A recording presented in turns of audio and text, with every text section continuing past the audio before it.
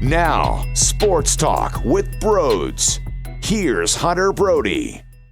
What is going on, everyone? Welcome to Sports Talk with Broads. We are broadcasting live from the Manscaped Man Cave. Get 20% off and free shipping with the code BROD at manscaped.com. I'm super excited to talk about this Eagles victory once again, but I'm not going to lie to you. This Sunday night football action, it's ruining my schedule because normally when the Birds play at 1 o'clock in the afternoon, I have my post-game podcast up around 6, 7 o'clock or so, and then the next morning I have my cup of coffee, I rewatch the Eagles game, I get my notes together, and I record the next morning podcast. But because the game is played at 8:20, by the time it's over, by the time I record my post-game podcast, it's so late, or if you want to say it's so early in the morning because it's about 1:30 or so in the morning, I can't just wake up and boom, go right at it again. I need time for it to breathe. So it changes things. I hate it. I want to get back on my schedule. I want to get my mojo back. But whatever. It is what it is. We take sacrifices when your squad's on national TV. And guess what? At least you can wake up with a damn smile on your face because they actually came out victorious and they lead the damn division at 1-2-1. It's crazy. It doesn't make any sense. It's embarrassing, quite frankly. But I'll take it because it's better than not being in first place in a dumpster fire division like the NFC East. I'm excited because not only am I going to talk about what I saw when I rewatched the game, but I'm also going to be taking your phone calls. I took your reaction to the victory, 25-20 win over San Francisco. By the way, you can call in using the phone number 856-442-9805. It's available 24/7. You can leave your message. I also utilize these phone calls on 97.3 ESPN from 2 to 6 p.m. on the Sports Bash with Mike Gill and myself. So I'm going to react to your reactions after I talk a bit more about what I liked out of yesterday's game. And there's some things that I did not like. First, though, Carson Wentz. And I forget where I heard this at, but I think it's the perfect analogy to Carson Wentz's game Sunday night. When basketball players who are shooters, when they don't have it that night, when they can't get into rhythm, when their shot is just not falling, what do? Well, they go hard to the rim. They try and get layups. They try and get dunks. Maybe they get fouled. They go to the free throw line. They find other ways to get their game going. Well, right now, there's no denying that because they won, it's not as if Carson Wentz is just at the top of his game, right? It wasn't like he was perfect. He wasn't dominant. He wasn't elite. But you saw something. You saw a little more of the Carson Wentz that we remember. But he had flaws. You saw, though, equivalent to a basketball player going to the rack and getting fouled, you saw Carson Wentz do other things to get him going more.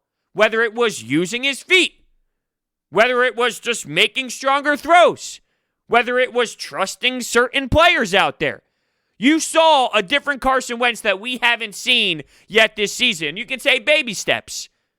Okay, fine. It's baby steps. But I like the game plan that Doug Pederson had with Carson where it's, hey, let's utilize those legs. Run.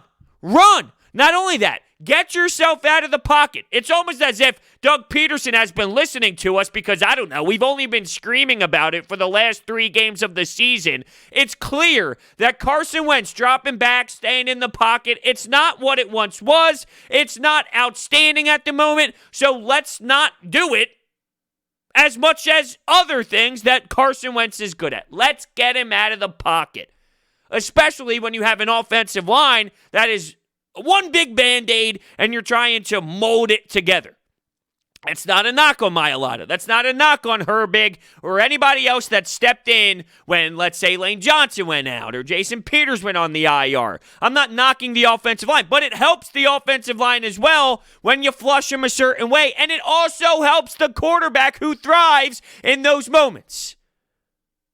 So I thought that there were plenty of great things out of Doug Pederson, and the more and more I think about that 2-point conversion early, while I don't love it, I do love the fact that after the punt that happened against the Bengals, Doug Pederson established a game plan early and said, I'm going for it.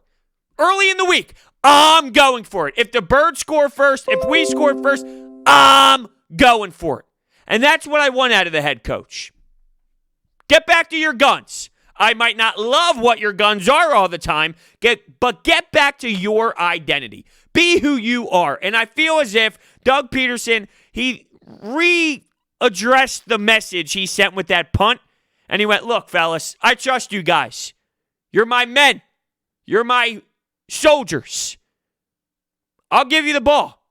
You want to win this football game? I will give you the football game. Go make the plays. I think Doug Pederson was trying to make up for what he did against Cincinnati, and guess what? It worked. And Doug Pederson has been successful utilizing this method throughout his entire coaching career. Now, if you miss those 2 points, yeah, it could have been brutal, but if you make it, I think that's the difference in winning or losing the football game, and they made the play, and it was actually an excellent 2-point conversion after Carson Wentz had an excellent touchdown run. I did hear from Doug Pederson Monday when he was talking to the media, and he was asked about Miles Sanders, because Miles Sanders, and I alluded to this in the postgame pod, he was not there for the final couple running plays when they had the lead and they needed to get a first down. This was right around the 2-minute warning in the fourth quarter. Boston Scott, Corey Clement, they're being used. And he said, yeah, well, we have certain packages. No. This is Miles Sanders, your best offensive weapon. He's your best player offensively.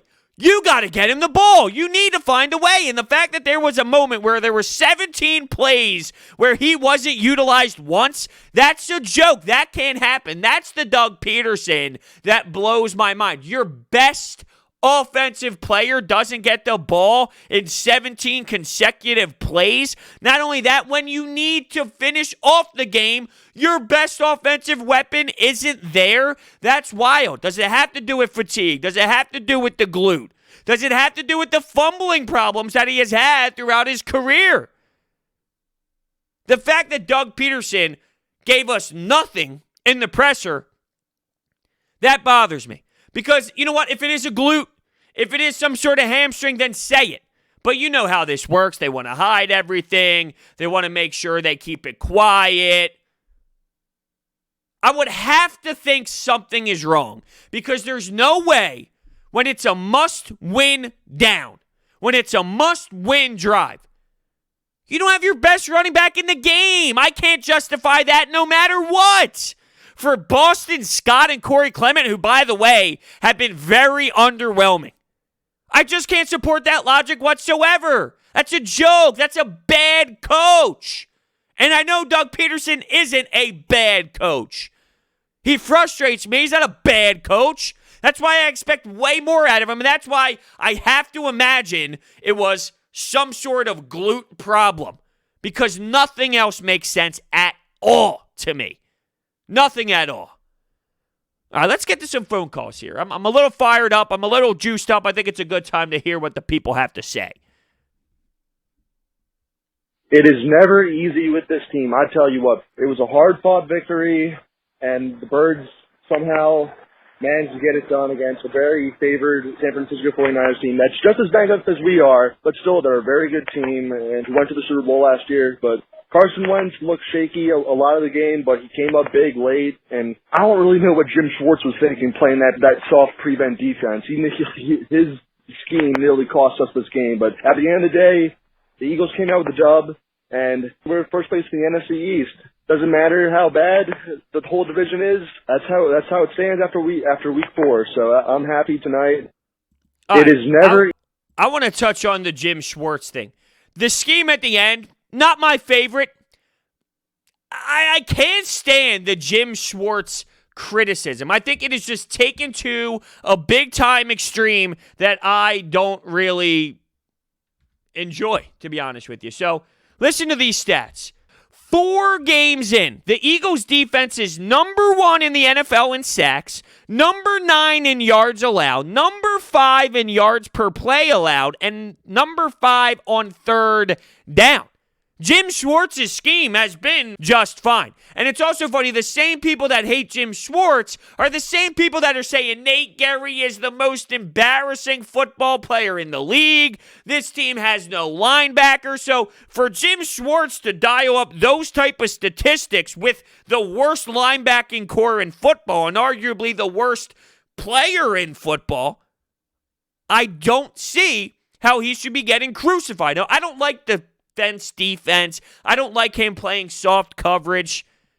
It's not my favorite in the world, but I also don't think the Jim Schwartz should be fired crowd makes a lot of sense. Jim Schwartz is a good defensive coordinator in this league, and what he did with Avery played like 15 or 16 snaps or so. He hit the quarterback 5 times.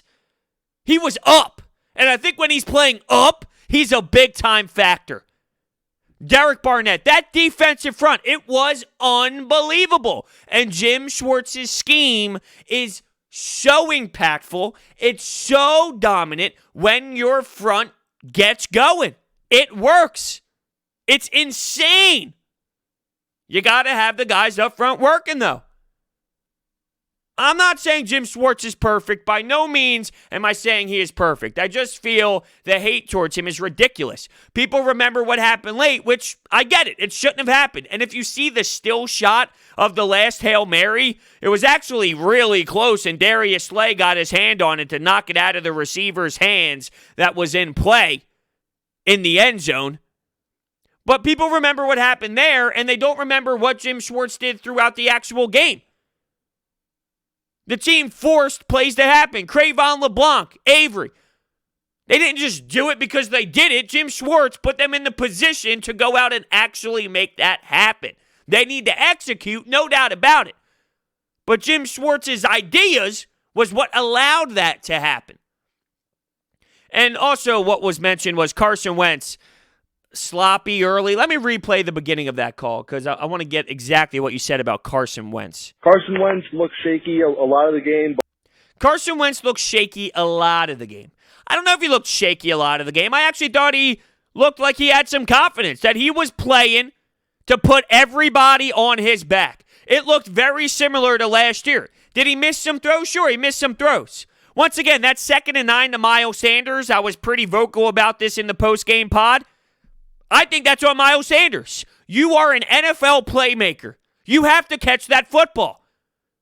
The bad throw might cost you some extra yards because you need to adjust. Okay, I'm not saying the throw was great by Carson Wentz, but I see plenty of guys out there every single Sunday who make a hard catch, who bail out their quarterback in certain spots. And that was a play where I think, hey, Miles Sanders, you have to do it.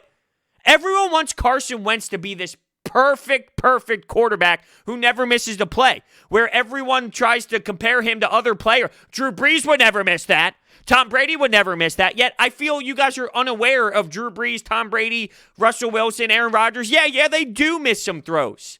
Now, not to the level of Carson Wentz. Carson Wentz is in a bad spot. I'm not trying to defend Carson Wentz's play throughout the first 3 weeks specifically because he has missed throws that you do need to hit. I just feel people want him to be this obnoxiously perfect human being where he's never allowed to miss any throw ever.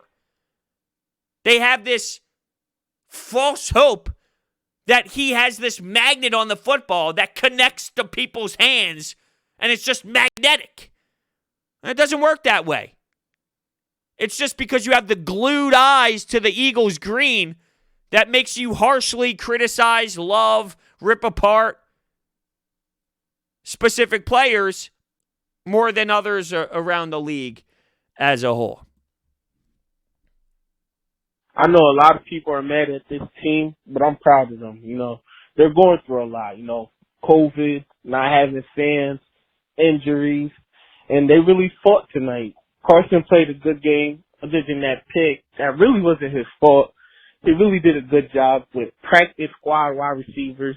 The O-line could get better, but Jordan Mailata, he did good. He did okay. The defense, they finally gave us some turnovers, but Jim Schwartz, that defense he runs is so stupid. other than that, we played a decent game. You know, it was sloppy, but... See, that's where I'm going again with the whole Jim Schwartz thing.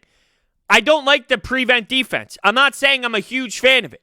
But Jim Schwartz, I thought, was very solid in that game. Now, the coaching late on both sides. Doug Pederson, he went super conservative late offensively. Jim Schwartz went super conservative late defensively. They won the football game, though, did they not? The idea was, let's make sure that they don't have a lot of clock to be able to score a bunch of touchdowns. We don't want them to get a one-hitter, a big bomb, and then boom, there's so much clock left, and they're going to be able to have plenty of time to maybe work another drive together. So let them dunk it underneath, use the clock, dunk it underneath, and they'll run out of time. And guess what? Jim Schwartz was right. It might not be pretty optically, but Jim Schwartz was right in that spot because they won the game, because the 49ers ran out of time. Closer than you want it to be. I'm not saying I love it, but Jim Schwartz did so many good things in this game.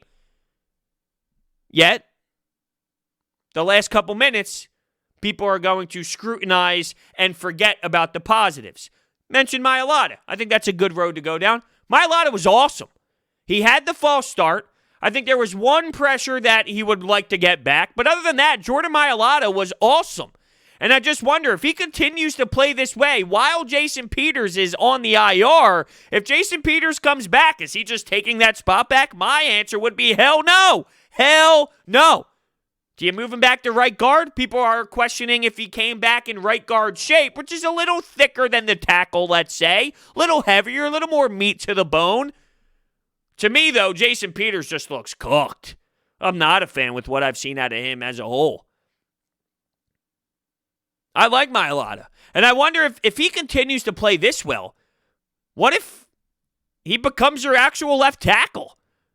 Then you look at the whole Andre Dillard situation, and things can get really confusing. But it's not a bad thing to have a bunch of offensive linemen because, as you see, when one goes down, and then two goes down, and then three goes down, you got to have depth. And I'll give this organization credit. I can't stand what they do when it comes to drafting corners and wide receivers. When they draft offensive linemen, they do a phenomenal, and I mean phenomenal job at getting these linemen in this organization. And guess what? That's a bread and butter thing. All right, it's the bread and butter for the Eagles. And that's how you win football games, the trenches. And they do such an excellent job at landing these players and developing them. Stoutland, A+. That last pass, I thought for sure Kittle was going to catch the deflection.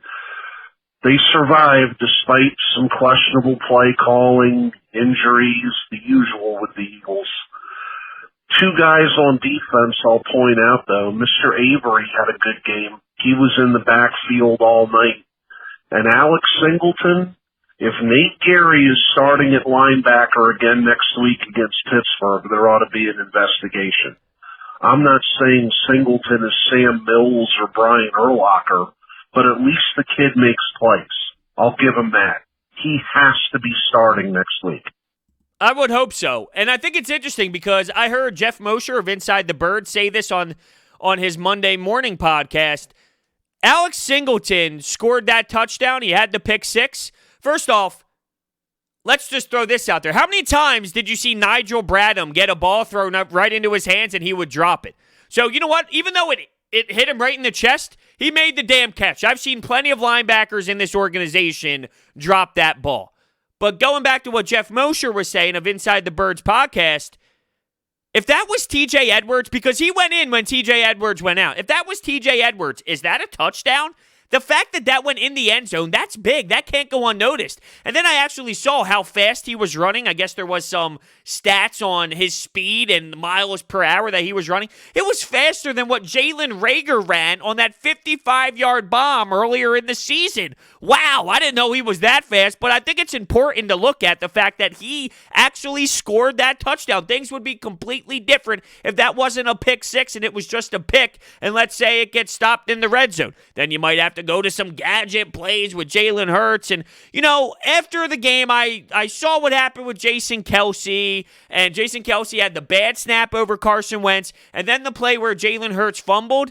I didn't think it was a perfect snap by Jason Kelce, but I thought that there was way too much premature movement. I saw it on the second go-around when I rewatched the game on Jalen Hurts, almost like he was making the first move before actually getting the ball. Sort of like when a wide receiver thinks he has it, so he turns his head and then he drops the ball because he wasn't focused enough to catch it. That's what it looked like happened to Jalen Hurts.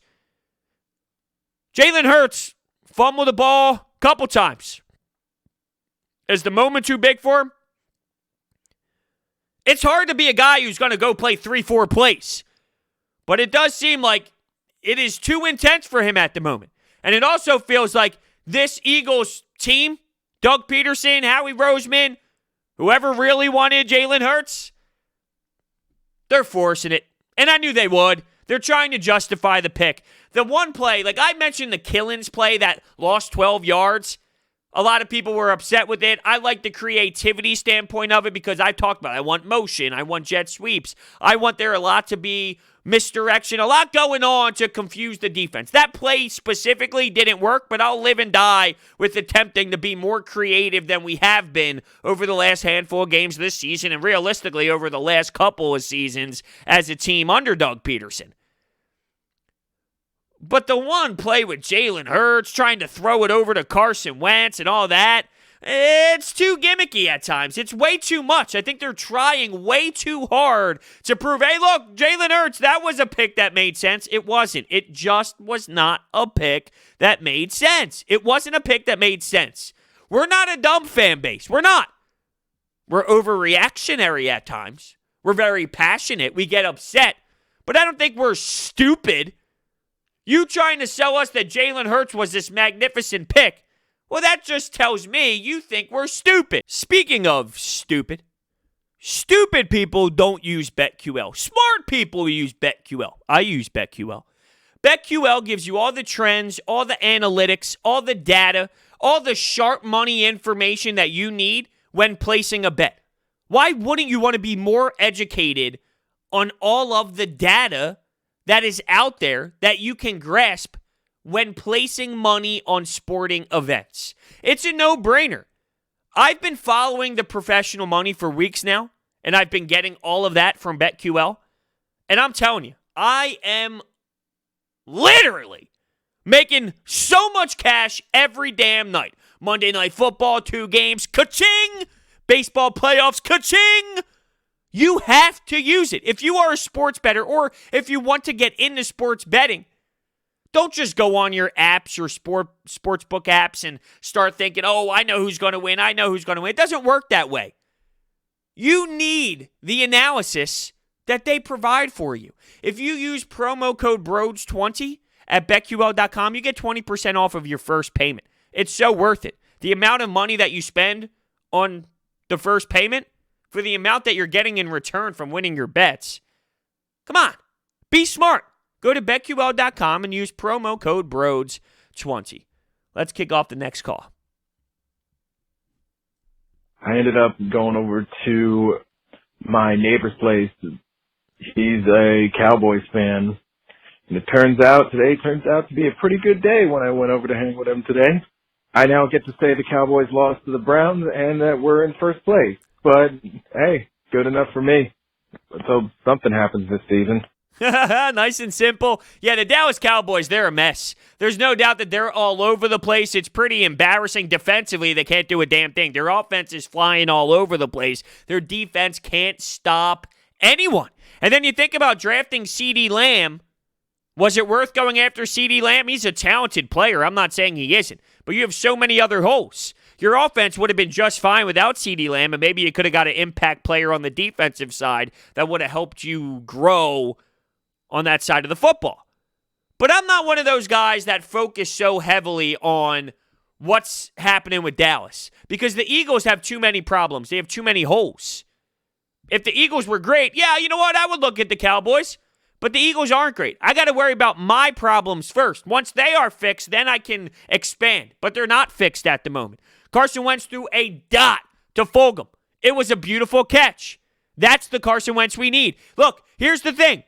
We talk about clutch genes in quarterbacks. Well, the last 2 weeks, Carson Wentz provided that drive that the Eagles needed to help put them in a position. Now, against Cincinnati, they ended up tying, but he had the big drive late to put them in that position anyway to go to overtime. And in this game, he threw the dot, and that was a serious throw. That was an elite throw. Awesome catch. That was an elite throw.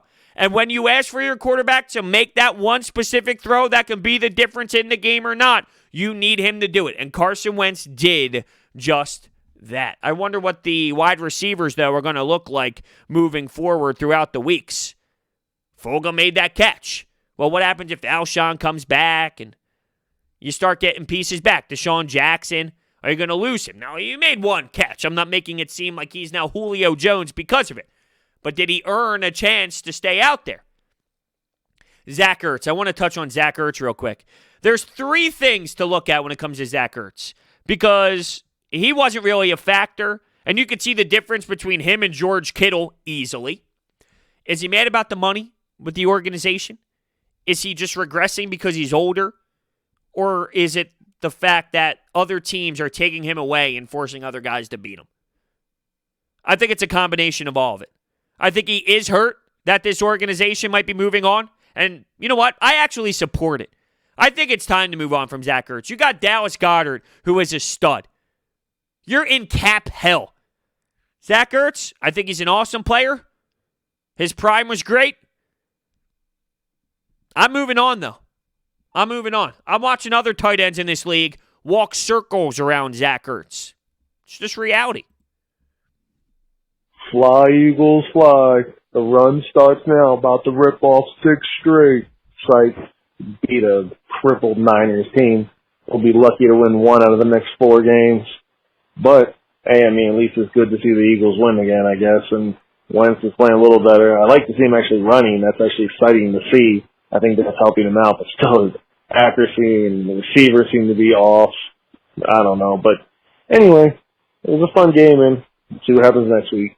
Yeah, I think it was a fun game. That's fine. You know, boring parts throughout, but in terms of winning the game, the way it ended, it was exciting to see this Eagles team win. I know the 49ers were banged up. I'm not downplaying that and making it seem like this was some huge, big-time win against the Kansas City Chiefs with Pat Mahomes on the road in that building against Andy Reid. I don't want to blow this out of proportion, but based off of where the Eagles were, it just gave us a little bit of life. What does this mean for the actual season? We don't have that information yet, but I'll tell you what, it's a lot better than going 0-3-1. And I was going to say, and really being out of it, but you really wouldn't be out of it based off this division. And the Cowboys should be 0-3. That's the thing. Wait, they're 1-3 right now? Yeah, they're 1-3. They should be 0-4. Damn it, Atlanta. Let's not get ahead of ourselves. I see a lot of reactions on social media. Everybody is pretty excited about first place. Bros, this team stinks. There isn't no talent on this team. This team is soft. Every time you turn around, somebody's getting injured. Winning the East in this terrible division, give more leeway to Howie and Doug to make bonehead draft decisions like passing on DJ Metcalf for J.J. Arcega-Whiteside. This franchise is poor at, evaluating talent. That win last night doesn't mean anything. It's cool, see the Cowboys lose and all that, but let's not get ahead of ourselves. We're not going anywhere. I don't think anyone's getting ahead of themselves. It's pretty obvious where this team is at and how banged up they are. In terms of giving Howie and Doug Pederson a free pass, I don't think that that's realistic. I think people understand the circumstances. Yes, they went 9-7 over the last couple of seasons. That got them in the playoffs in this division, but if they continue to go down the road, like if they make the playoffs at, 7-8-1, I don't think people are going to justify how great of a season that is because they made the postseason. People would clearly understand the only reason why they were in there, and 7-8-1 is wishful thinking. I mean, you can maybe see a scenario where 6-9-1 wins the division, and let's say that's the Eagles. I'm just spitballing. No one's going to justify how great of a season that was because they made the playoffs. You would get it.